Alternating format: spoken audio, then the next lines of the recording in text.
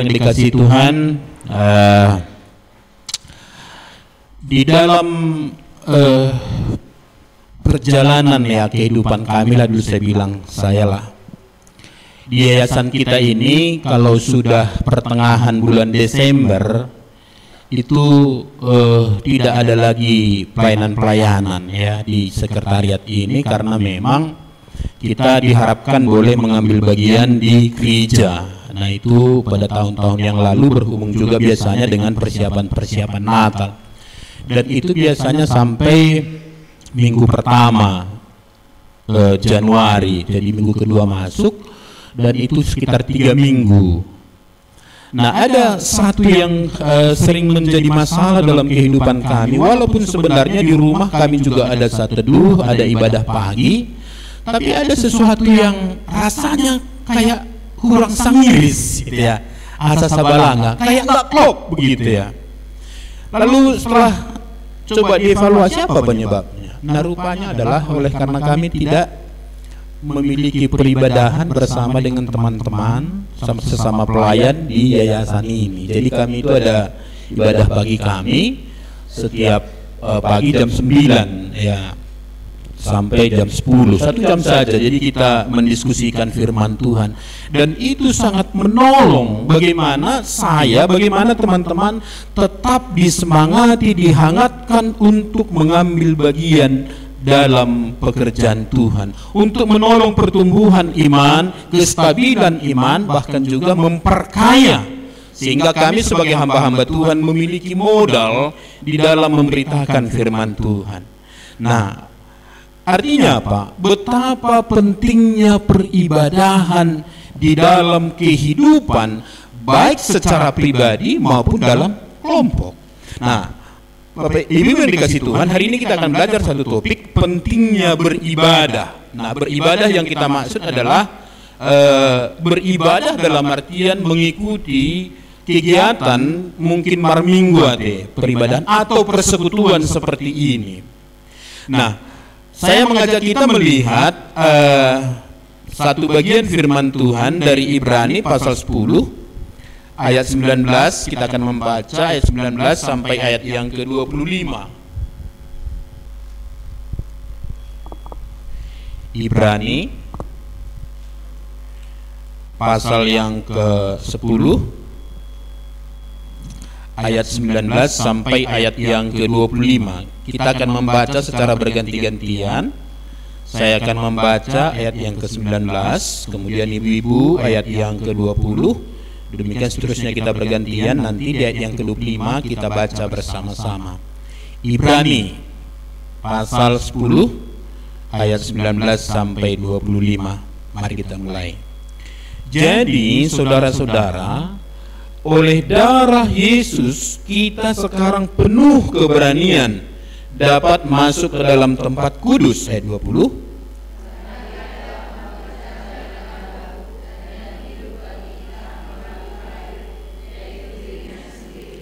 Dan kita mempunyai seorang imam besar sebagai kepala rumah Allah.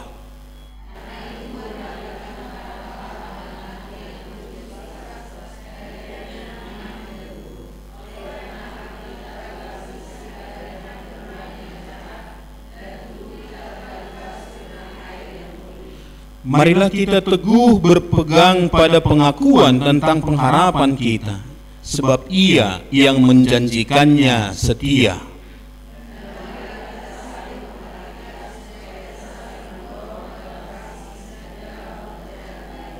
Bersama-sama, janganlah kita menjauhkan diri dari pertemuan-pertemuan ibadah kita seperti dibiasakan oleh beberapa orang, tetapi marilah kita saling menasihati dan semakin giat melakukannya menjelang hari Tuhan yang mendekat. Demikian firman Tuhan. Berbahagia kita ibu-ibu yang dikasihi Tuhan, yang membaca, yang merenungkan, dan yang melakukan firman Tuhan dengan setia. Nah, pengertian beribadah, nah ini supaya kita juga mengerti, sebenarnya ada pemahaman yang lebih luas dari apa yang akan kita bahas nanti. Di dalam perjanjian lama, pengertian ibadah itu sebenarnya mengabdi pada. Jadi itu bahasa Ibraninya abad. Ya. Mengabdi pada, berarti kalau kita beribadah kepada Allah, kita sebenarnya sedang mengabdi kepada Allah. Nah, nanti dalam perjanjian baru juga kata latreia yang dipakai bahasa Yunani itu maknanya sama.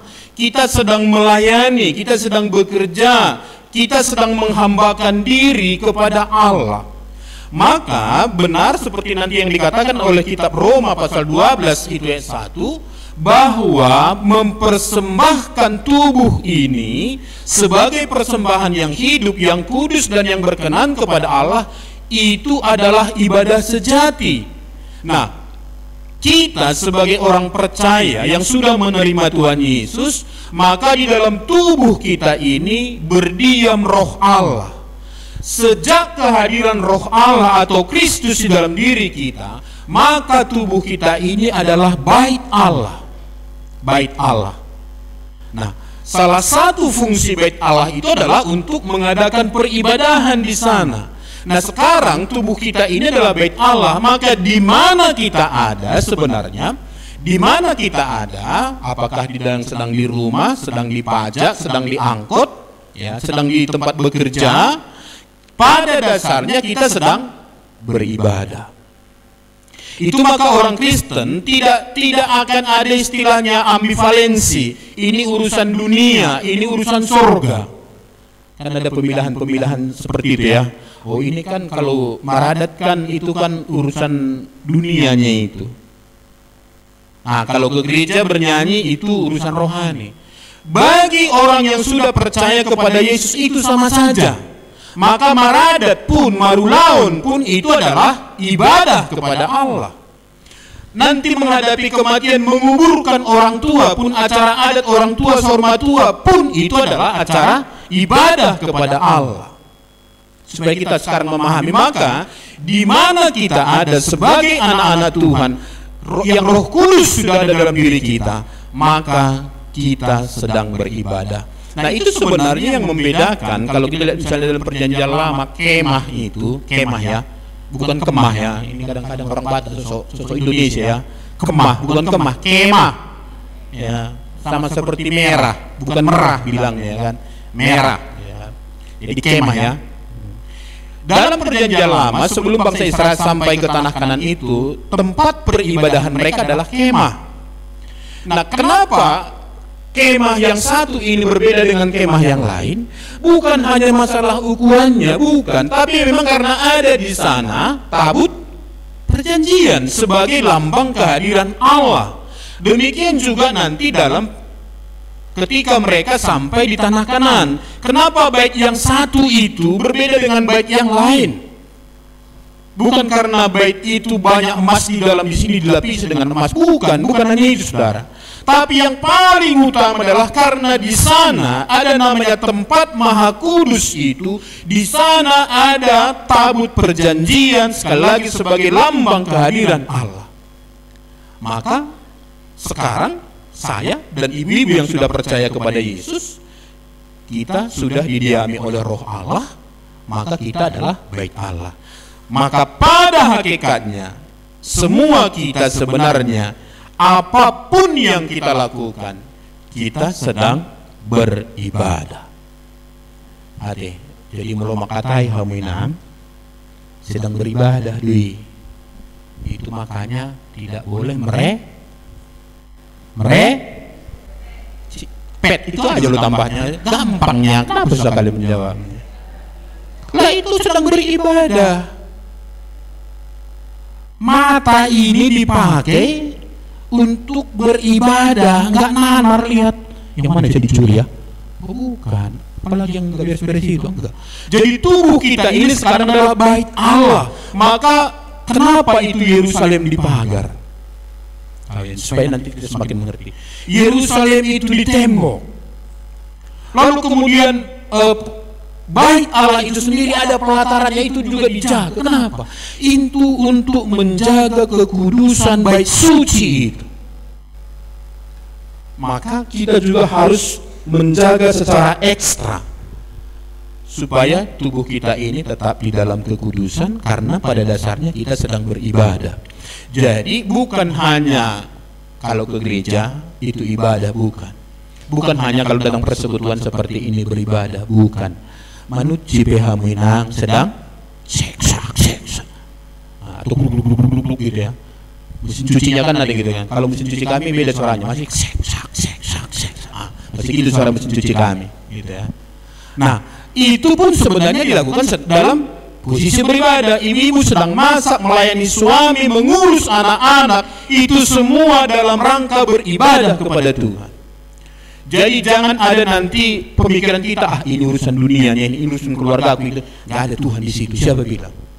Di mana kita melangkah, kita sedang melangkah bersama Tuhan karena Roh Kudus ada di sini. Jadi kalau berdagang berarti sedang beribadah, maka nggak boleh menipu. Itu loh. Sedang bekerja itu juga sedang beribadah, maka nggak boleh korupsi. Oke, nanti bisa kita lihat dalam artian luas. Nah, tapi memang dalam bahasan kita ini, kata pertemuan-pertemuan ibadah yang kita baca dari dalam ayat 25 itu, frasa pertemuan-pertemuan ibadah itu dalam bahasa Yunaninya adalah episunagoge. Jadi ada dulu tempat ibadah orang Yahudi kan, pertama kemah suci, baru kemudian bait suci. Nah, bait suci itu hanya satu di Yerusalem. Nah, sementara suku Israel itu yang 12 marga itu terpencar di tanah warisan mereka. Maka dibuatlah sinagoge-sinagoge. Nah, itu juga sebabnya kemudian kenapa orang Lewi itu tidak punya tanah warisan, tidak punya tanah pusaka. Kenapa? Karena mereka harus membaur kepada suku-suku, ke-12 suku itu untuk menjadi pengajar. Maka ada sinagoge-sinagoge di sana. Itu adalah tempat mereka beribadah. Dari arti episunagoge ini, itu artinya adalah suatu perkumpulan atau pertemuan bersama dalam satu tempat. Bisa ya? Jadi ada wadahnya, ada tempatnya, ya. Lalu mereka datang di sana. Nah, a gathering together in one place. Jadi suatu pertemuan atau suatu perkumpulan bersama dalam satu tempat. Jadi bukan online. Ya. Ya, kita bersyukurlah kemajuan teknologi menolong kita dalam masa Covid bisa beribadah secara online. Tapi sekarang kondisinya sudah dalam kondisi hampir normal. Ya, kita bukan lagi, ya memang sedang diusahakannya. Tidak lagi seperti ketakutan zaman dulu, ya, yang kita sebut dengan pandemi. Sekarang sedang menuju endemi, gitu ya kan? Ya, saya nggak tahu siapa yang kasih komando nggak pakai masker lagi katanya, gitu kan? Padahal tadi saya dari rumah pakai masker gitu ya. Nah, tapi ada ibu-ibu yang mengatakan katanya nggak usah pakai masker lagi. Ya, saya buka lah, gitu kan? Biar sama, gitu ya. Tapi Pak Jokowi saya ingat terakhir mengatakan pakai masker ya kan? Walaupun sudah di apa istilahnya itu PPKM-nya sudah mulai dilonggarkan, tapi tetap pakai masker katanya. Jadi maaf Pak Jokowi, kami melanggar kan, kira-kira ya kan. Nah, jadi itu ya ibu ya. Jadi bersekutu itu berarti beribadah, itu berarti bersekutu bersama dengan yang lain di dalam satu tempat. Nah, saya tidak tahu Bapak Ibu yang dikasih Tuhan, ketika kita beribadah di gereja, ibu-ibu merasakan enggak kehadiran Tuhan di dalam peribadahan itu? Ketika kita beribadah seperti ini, bernyanyi bersama, merasakan enggak kehadiran Tuhan? Seringkali dalam peribadahan itu, ketika kita bernyanyi, lalu MC memberikan komentar, memotivasi kita, hati kita diangkatkan. Kadang-kadang masih seribu deh. Ya dong semua ini. Ya kan? Kita rasakan jamahan Tuhan itu begitu. Nah, sebenarnya ini yang banyak hilang kemudian di tengah-tengah peribadahan kita. Saya dulu senang sekali kalau diberi kesempatan melayani ke Tanjung Balai. Bukan karena disalami, bukan itu. Tapi kalau kita datang di sana beribadah, kita seperti di recharge gitu ya. Ketika mereka mengadakan pujian penyembahan, kita merasakan, itu rupanya ibadah itu ya. jadi saya di surga. Tidak lagi itu kan, damai. Nah, ini sebenarnya yang kemudian kita harapkan juga terjadi dalam peribadahan-peribadahan kita, sehingga setiap kali kita beribadah, kita merasakan hadirat Tuhan, hati kita diangkatkan, keintiman kita semakin dibangun. Nah, sekarang sama seperti tema yang disampaikan oleh pengurus kita, pentingnya beribadah. Sekarang mari kita lihat, apa sih pentingnya beribadah itu? Nah, ya. Jadi alasan mengapa ibadah itu penting bagi kita, bagi saya dan ibu-ibu. Jadi waktu ibu-ibu membaca Alkitab di rumah saat teduh itu ibadah. Ya. Nah, ibadah secara pribadi itu tidak menggantikan ibadah secara kelompok. Ya. Atau kelompok PA itu bukan pengganti dari ibadah besar, ibadah raya seperti ini atau ibadah yang lebih besar, bukan. Nah, jadi ada ibadah pribadi, ada kelompok, barangkali kelompok kecil namanya, tapi ada peribadahan. Ini sebenarnya hal-hal yang perlu kita kembangkan dalam kehidupan kita, membuat kita nanti menikmati manfaat dari peribadahan itu. Nah, kalau kita lihat dengan gereja mula-mula, nanti Bapak Ibu bisa baca dalam Kisah Para Rasul itu, dalam masa transisi itu, jemaat mula-mula itu mereka masih berhari Sabat, masih pergi ke Bait Allah, dan ada banyak peristiwa di Bait Allah. Misalnya Petrus menyembuhkan orang yang yang tidak bisa berjalan, yang timpang misalnya. Jadi mereka masih beribadah di Bait Allah, tapi mereka kemudian membuat persekutuan setiap hari di rumah mereka masing-masing. Ya begitu ya di Kisah Para Rasul itu. Mereka berdoa, mereka membaca firman Tuhan, diberikan penjelasan, lalu mereka kemudian makan bersama, dan ada namanya perjamuan kasih, juga perjamuan kudus. Nah, tentu kita tidak melakukan perjamuan kudus di persekutuan ini kan, karena itu adalah domainnya gereja. Nah, kita bukan gereja ibu-ibu ya, dan tidak bermaksud untuk mendirikan gereja. Ibu-ibu yang baru pertama gabung di YPDPA ini ya, yayasan ini hadir bukan untuk menarik ibu-ibu dari gereja ibu-ibu. Ya, ini kami sampaikan supaya jangan ada salah nanti ya. Tidak. Justru kita datang di sini belajar bersama untuk kembali ke gereja, berbuat di gereja untuk kemajuan pekerjaan Tuhan. Nah, apa pentingnya peribadahan itu? Mengapa kita harus beribadah? Nah, yang pertama ibu-ibu yang dikasih Tuhan, alasan mengapa ibadah itu penting bagi saya dan ibu-ibu yang dikasih Tuhan. Yang pertama adalah menghargai dan mensyukuri Kristus yang telah membuka jalan bagi kita untuk dapat menghampiri Allah yang Maha Kudus di tempatnya yang Maha Kudus. Oke? Menghargai dan mensyukuri Kristus yang telah membuka jalan sehingga saya bisa secara pribadi berhadapan langsung dengan Allah yang Maha Kudus di tempatnya yang Maha Kudus. Nah, itu yang dikatakan di ayat 19 sampai 22 itu. Mari kita perhatikan kembali. Dikatakan di sana, jadi saudara-saudara, oleh darah Yesus kita sekarang penuh keberanian dapat masuk ke dalam tempat kudus, karena Ia telah membuka jalan yang baru dan yang hidup bagi kita melalui tabir, yaitu dirinya sendiri. Dan kita mempunyai seorang imam besar sebagai kepala rumah Allah. Karena itu marilah kita menghadap Allah dengan hati yang tulus ikhlas dan keyakinan iman yang teguh, oleh karena hati kita telah dibersihkan dari hati nurani yang jahat dan tubuh kita telah dibasuh dengan air yang murni. Nah, ibu-ibu yang dikasih Tuhan, kalau kita ingat dulu dalam perjanjian lama, Bait Allah itu, kemah suci juga itu dibagi ya, ada nanti pelataran untuk orang-orang yang bukan orang Yahudi ya, kaum proselit namanya, bangsa lain yang kemudian mengadopsi peribadahan orang Yahudi. Lalu ada ruang kudus, tempat umat boleh beribadah. Lalu ada ruang Maha Kudus, itu hanya imam besar yang bisa masuk di sana. Ada tabir di sini yang memisahkan. Ya. Artinya apa? orang tidak bisa dengan langsung berhadapan dengan Tuhan ketika beribadah. Ada panjang ritualnya. Mulai dari membawa korban penghapus dosa. Bawa kambing atau domba. Kalau domba sekarang berapa satu? Anak domba berapa satu? Dapat 50.000. Enggak ada ya kan? Supaya kita mengerti sekarang, kalau orang dulu beribadah berarti pengorbanannya besar. 1 juta.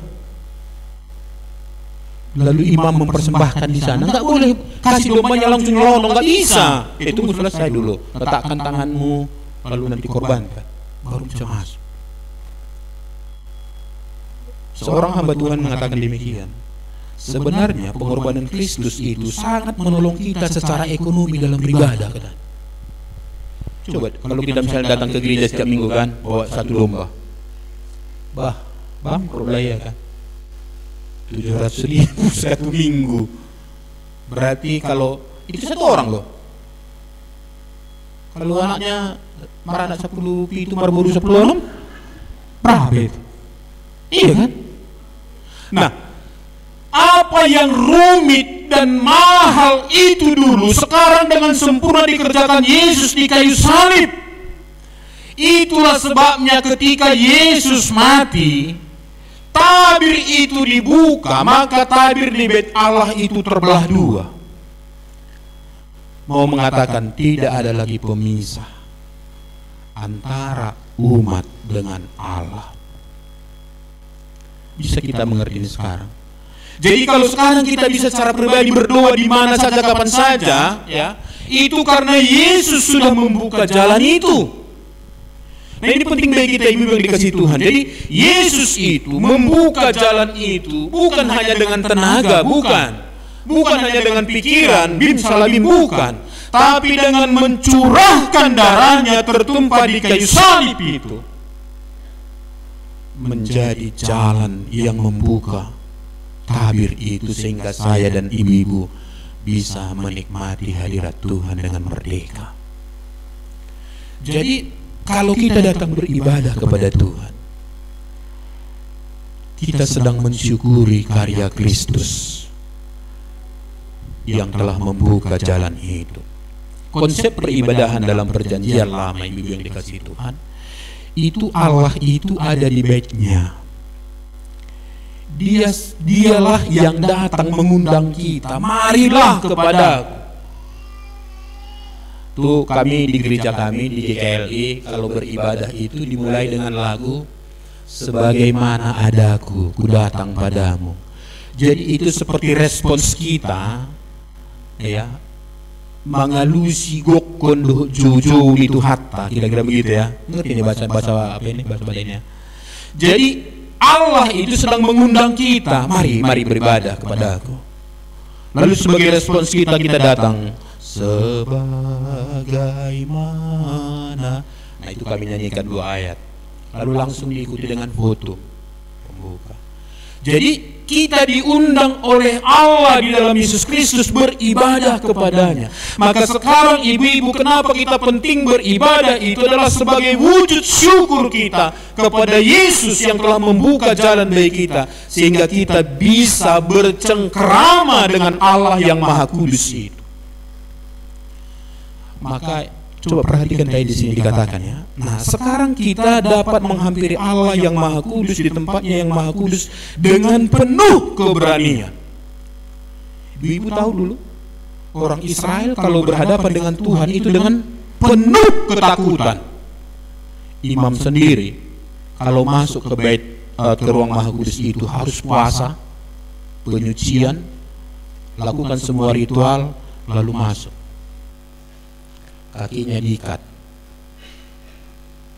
salah dia di dalam, dipukul Tuhan mati, tidak ada yang bisa mengambilnya dari situ, maka ditarik dari luar. Sedemikian menakutkan ketika orang berhadapan dengan Tuhan, dan itu dilihat oleh orang Israel ketika mereka di padang gurun itu, di gunung Sinai itu. Lalu waktu Allah berbicara kepada mereka penuh dengan ketakutan. Maka umat itu mengatakan, gak usahlah ikut kami langsung mendengar Allah itu, kau ajalah Musa, katanya. Kan itu kira-kira waktu itu ya.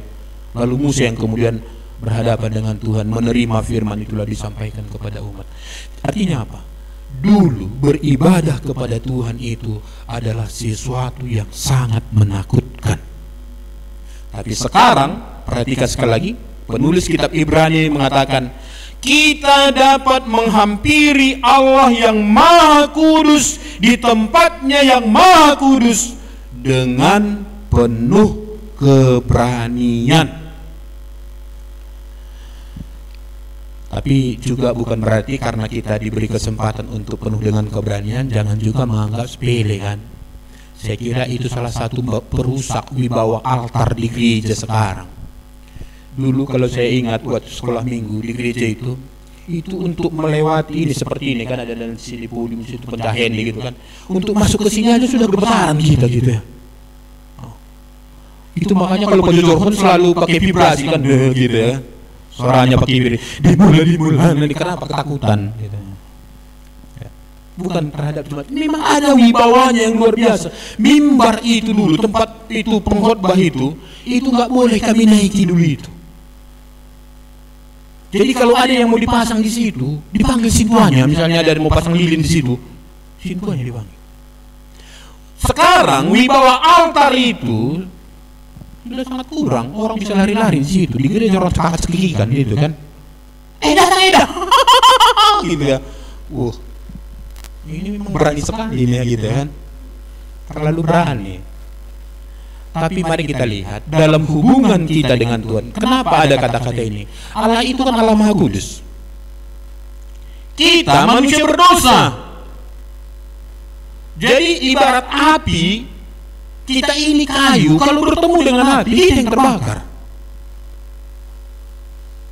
Nah sekarang, Allah itu bukan api yang menghanguskan ketika berhadapan dengan kita. Itu maka dikatakan di sini ya sekali lagi.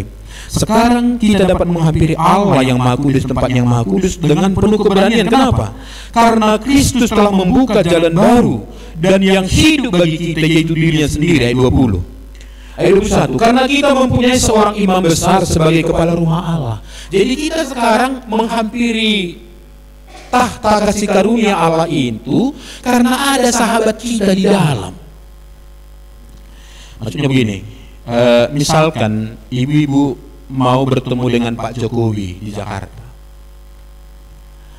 Kalau tidak ada kenalan kita di sana, susahlah kita. Tapi misalkan kalau Pak Amin itu sahabat kita, ya, Pak Amin Ma'ruf, sahabat kita, apa kita takut masuk istana? Tidak, yang penting ikuti protokolernya. Maksud saya begini juga ibu-ibu, jangan kita kalau beribadah kepada Tuhan itu juga masih takut-takut, atau waktu berdoa masih takut-takut.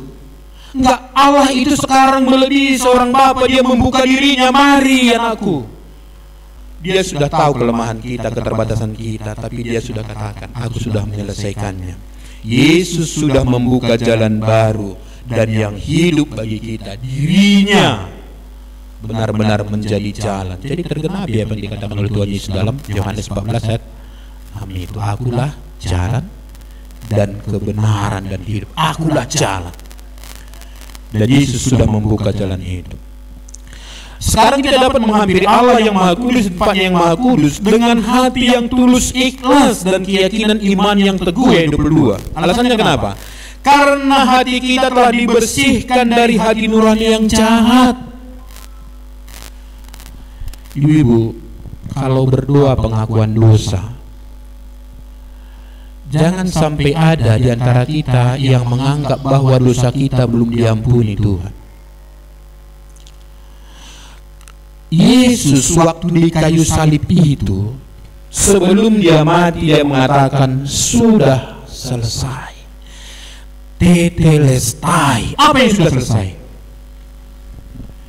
Dosa saya dan ibu-ibu sudah dibayar lunas oleh Allah di dalam sudah lunas dibayar oleh Yesus Kristus melalui kematiannya. Dosa semua umat manusia mulai dari Adam sampai manusia terakhir sekali nanti lahir sudah selesai di kayu salib. Ya. Masalahnya adalah kalau kita tidak mengaku, kita tidak merasakan berkat dari pengampunan itu. Tapi jangan ada di antara kita yang menganggap bahwa Allah belum mengampuni kita. Kalau begitu berarti karya Kristus di kayu salib tidak sempurna. Karya Kristus itu sempurna di kayu salib. Tidak ada satu dosa pun yang tidak diselesaikan oleh Tuhan Yesus. Maka nanti bilang dikasih Tuhan, mengapa ada orang harus masuk neraka? Bukan karena dosanya.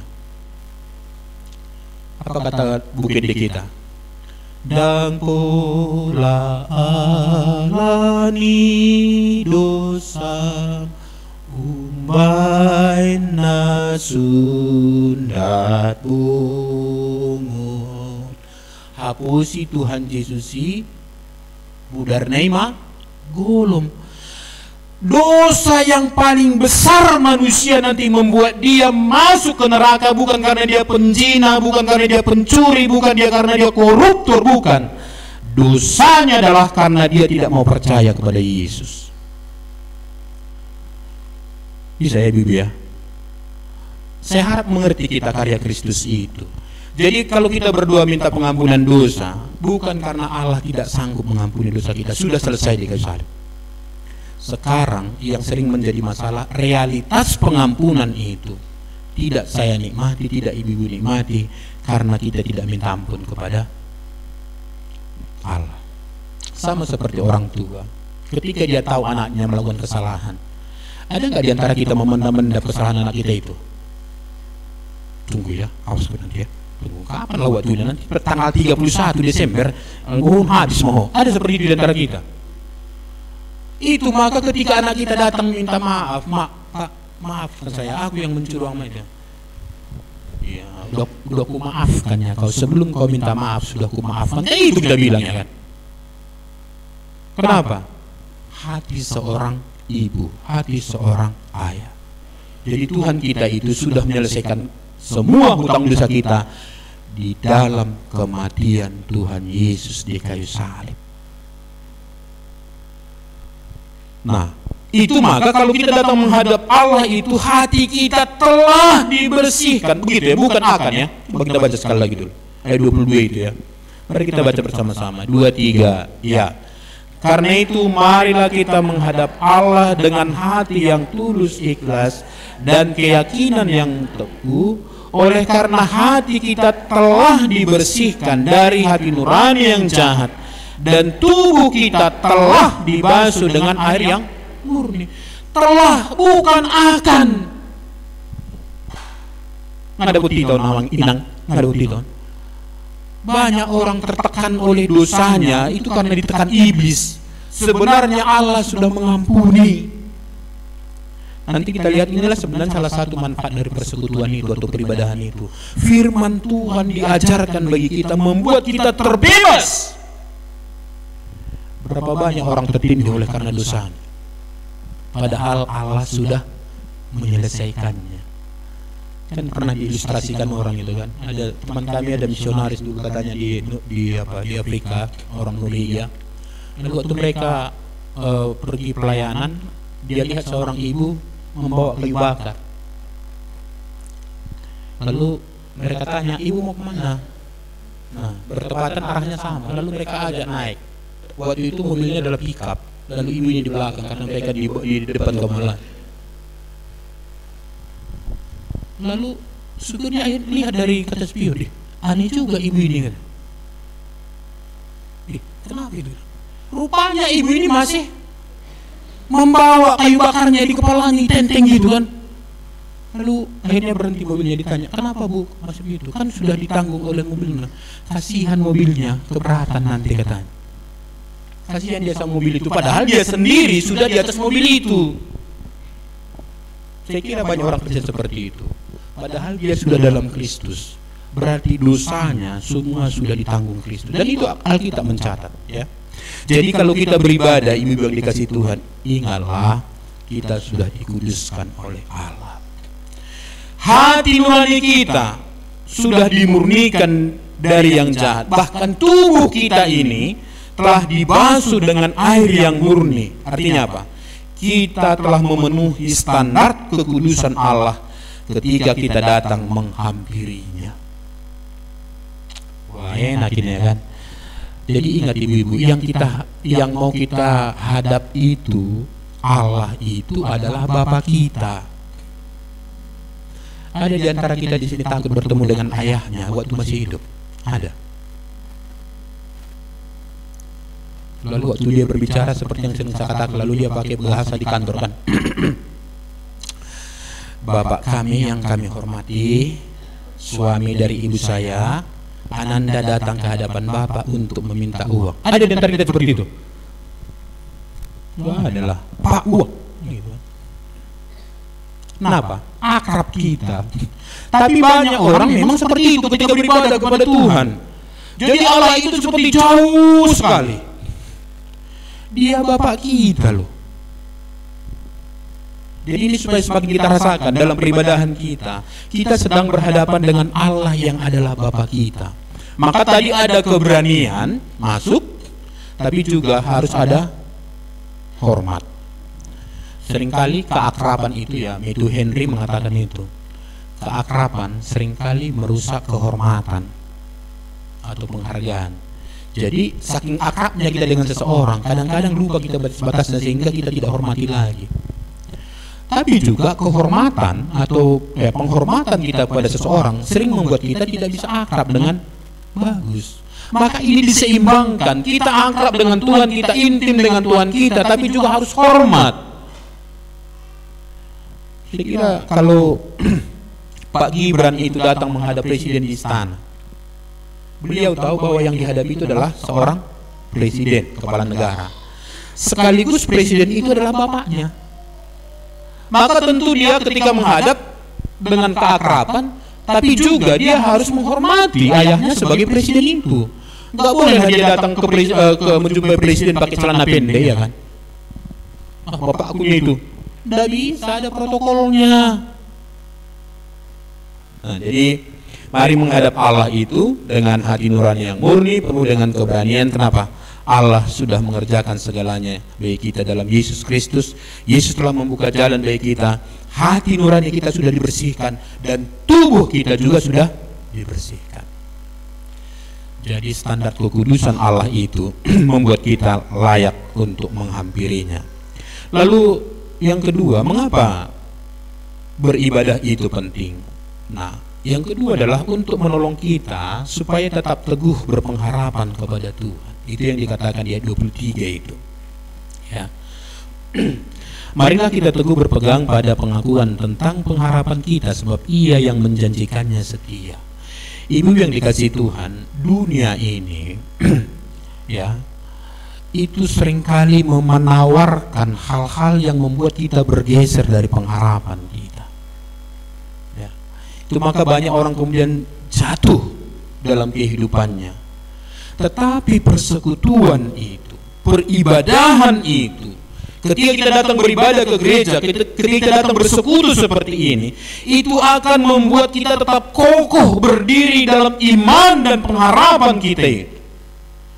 Ada kadang-kadang kita kayak goyang-goyang begini, ya.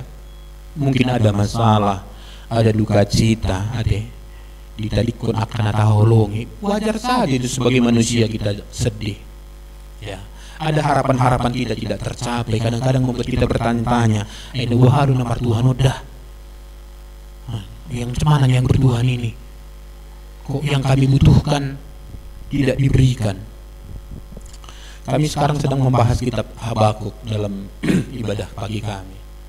Nah, salah satu di sana adalah Habakuk itu dia melihat kelaliman, lalu dia sudah lama berdoa. Tapi kok nggak Tuhan jawab ya? Kok nggak ada keadilan? Kok nggak ada yang membela umat ini? Bahkan Allah menghukum umat itu, orang Yehuda itu, dengan orang kafir. Ini kok bisa begini ya? Sudah sekian lama saya berdoa, tapi kenapa tidak berubah? Nah, banyak orang menyangka bahwa kalau dia berdoa, Tuhan pasti akan mengikuti dia. Tidak, ibu-ibu. sama seperti kita. Tidak semua permintaan anak kita kabulkan. Benar ya Ibu ya? Kalau ada orang tua mengabulkan semua permintaan anaknya, itu orang tuanya nggak beres. Ya. Tidak semua permintaan anak kita kabulkan. Lalu ditanya, kenapa tidak kamu kabulkan semua permintaan anakmu? Kita jawab apa? Karena aku mengasihi dia. Bisa kita mengerti sekarang ini. Jadi kalau kita sekarang sebagai umat ya atau anak, wajar kita meminta kepada Allah yang adalah Bapa kita itu. Boleh meminta, apa saja boleh diminta. Tapi kita juga harus sadar bahwa tidak semua yang kita minta itu akan dikabulkan Tuhan. Dan apakah dikabulkan atau tidak, Tuhan sedang bertindak menunjukkan kasih-Nya kepada saya dan ibu-ibu. Bisa dimengerti sekarang ini. Kadang-kadang kita ini jadi ngotot. Inilah udah aku rajin beribadah, berdoa, didoakan pendeta lagi, nggak dikabulkan juga. Jadi kalau setiap kali kita berdoa lalu dikabulkan Tuhan, berarti kita yang menjadi Tuhan. Bukan Tuhan itu yang punya otoritas. Maka berdoa itu ibu-ibu menyampaikan kerinduan kita, tapi kemudian menyerahkan kepada Tuhan. Sama seperti doa Tuhan Yesus, jangan kehendakku, melainkan kehendak-Mu lah yang jadi. Nah, jadi ibadah seperti ini, persekutuan seperti ini menolong kita semua untuk tetap teguh berpengharapan kepada Tuhan. Jadi waktu nanti kita pulang atau dari gereja, kita dengar firman Tuhan, kita dihangatkan, dikuatkan, diteguhkan, lalu masuk dalam realita kehidupan sehari-hari, banyak pergumulan. Seringkali itu membuat kita mulai kendor. Tapi dengan adanya persekutuan ini, kita di-recharge di dalam pengharapan kita kepada Tuhan. Ada satu jaminan di sana dikatakan, ya, sebab Ia yang menjanjikannya setia. Jadi Tuhan kita yang menjanjikan tentang pengharapan itu bagi kita adalah Tuhan yang setia. Dia tetap setia sekalipun kita tidak setia. Karena setia itu adalah identitas diri Allah. Dia tidak bisa hilang di dalam kesetiaannya, tidak bisa. Sama seperti Allah itu adalah kasih, itu tetap melekat dalam dirinya. Ya, jadi Allah kita adalah Allah yang Maha Kasih. Yang ketiga, apa pentingnya beribadah itu? Supaya iman kita bertumbuh dan terpelihara dengan baik. Itu yang dikatakan di ayat 24 sampai 25.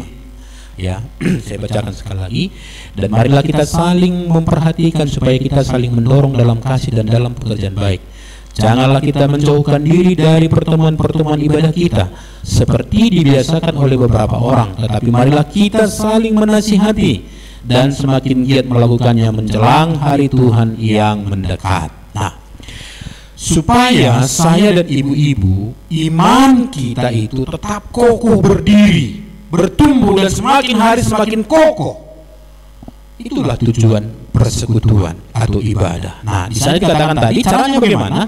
Di dalam persekutuan itu kita harus saling memperhatikan satu dengan yang lainnya. Nah, ini kita mau kembangkan ini ya. Saya tidak tahu di gereja kita rasakan enggak ini ya. Kadang-kadang di gereja itu kita bernyanyi bersama, berdoa bersama, dengar firman bersama, tapi enggak kenal. Ya.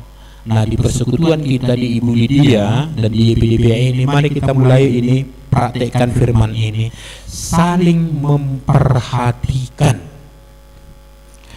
bukan saling menggosip. Ada juga orang kepo ya istilahnya kan, kepo mau tahu aja gitu kan. Tapi ini dia hanya tahu aja masalahnya, tidak ada reaksinya untuk menolong misalnya, atau ada pergumulan teman, paling tidak kita doakan, bukan hanya tahu. Ya, ini tadi yang disampaikan Inang tadi ya kan, Inang Sturus Guru Marpaung tadi, kesaksian itu kan, itu ajaib itu. Tapi sekaligus juga saya kira kita doakan juga ya Nang ya, cucu Inang ini, supaya kemudian dia bukan hanya sembuh secara jasmania, terutama adalah secara rohani. Iya. Barangkali ada masalah-masalah kita tentang keluarga kita, anak-anak kita barangkali tidak seperti yang kita harapkan, bahkan mungkin sudah terjerumus dengan dosa-dosa dunia ini. Nah, di satu sisi kita juga harus mulai terbuka dengan saudara kita. Apa masalahnya? Sampaikan. Nah, memang ibu-ibu ya, Jadi saya harap kita di persekutuan Ibu Lydia ini kita menjadikan diri kita layak menjadi sahabat bagi saudara kita. Jadi kalau ada saudara kita yang cerita tentang pergumulan kita, terima dan doakan, bukan untuk diceritakan sama temannya. Lalu pulang dari sini nanti, Ibu tuh beda. Jangan gitu lagi ya kan? Rupanya Eda itu, enggak, bukan. Sampaikan kepada Tuhan. Empati itu sudah harus terbangun dalam diri kita dengan pergumulan-pergumulan saudara kita. Nah, saling memperhatikan satu dengan yang lainnya supaya apa? Nah, supaya kita saling mendorong dalam kasih. Kasih ini Ibu yang dikasih Tuhan itu ibarat bunga, ya. Kalau kita tanam bunga, itu tidak otomatis langsung bertumbuh dan berbunga. Harus disiram-siram. Ini ada bunga-bunga kita di sini, ya. Itu Afnita yang kerjaan Afnita itu. Jadi nanti pulang siang-siang disiraminya gitu ya. Kasih itu tidak langsung otomatis. Enggak. Saya pun bisa kehilangan kasih kalau tidak ada persekutuan. Dan orang yang paling dekat dengan kita itulah harus menjadi objek utama kasih kita. Saya kira walaupun kita kenal siapa lah ya, Joe Biden, kalau kita di TV, tapi kan nggak mungkin kita kasih beliau dengan seperti ini. Kan di mana kita mengasihi beliau? Nanti kita kirim rekening, minta lu rekening Pak Joe, mau kirim ini. Nanti tanya itu apa? Lebih banyak uangnya dari kita. Orang yang dekat ini, kita ini satu komunitas. Nah, harus saling memperhatikan, lalu saling mendorong dalam pekerjaan baik. Oke, jadi lihat teman kita, kalau ada sudah mulai melenceng-lenceng gitu kan, tarik dia. Jangan dorong lagi kan gitu kan. Ya, kalau perbuatan baik itu harus didorong untuk mengerjakannya. Tapi kalau dia jahat atau salah, jangan didorong lagi semakin makin dalam, bukan, tarik dia, bawa dia kepada jalan yang benar. Lalu berikutnya apa dikatakan di sana? Nah, supaya iman kita itu bertumbuh dan terpelihara dengan baik, itu kita harus saling menasihati untuk tetap setia hadir dalam pertemuan-pertemuan ibadah kita. Hidup 5 itu tadi katanya, janganlah menjauhkan diri dari pertemuan-pertemuan ibadah kita seperti dibiasakan oleh beberapa orang. Jadi nampaknya dulu pun sudah mulai terjadi ini. Mungkin sudah mulai hambar peribadahan itu bagi dirinya, lalu menjauh. Nah, tapi kita harus semakin menasihati, semakin mendorong. Maka saya kira pengurus bagus juga itu tetap setiap hari Selasa, ya kan, atau mungkin mulai hari Senin diingatkan, jangan lupa besok ya, gitu ya kan, atau di WA ya. Dan barangkali bagus juga bukan hanya pengurus. Nah, kita saling mengingatkan. Jangan lagi pakai bahasa dulu, ingatkan aku hari Selasa ya. Dulu gitu ya. Lalu dia nggak ada yang mengingatkan, lalu dia datang dia persekutuan. Kaulah pulaknya, nggak kau ingatkan aku, katanya. Jadi orang yang salah kan? Dia tidak datang ke persekutuan, orang yang salah. Nah, jadi mari kita saling mengingatkan. Gak apa-apalah penuh di WA kita itu kan hari Kamis, hari Selasa itu kan, banyak kali yang mengingatkan itu kan. Jangan lupa ya nanti jam 5 ya. Apa jam 5? Ibu Lydia. Oh iya dah. Gitu kan. Ini dan gini ya kan biasanya kan. Nah, jadi saling mendorong.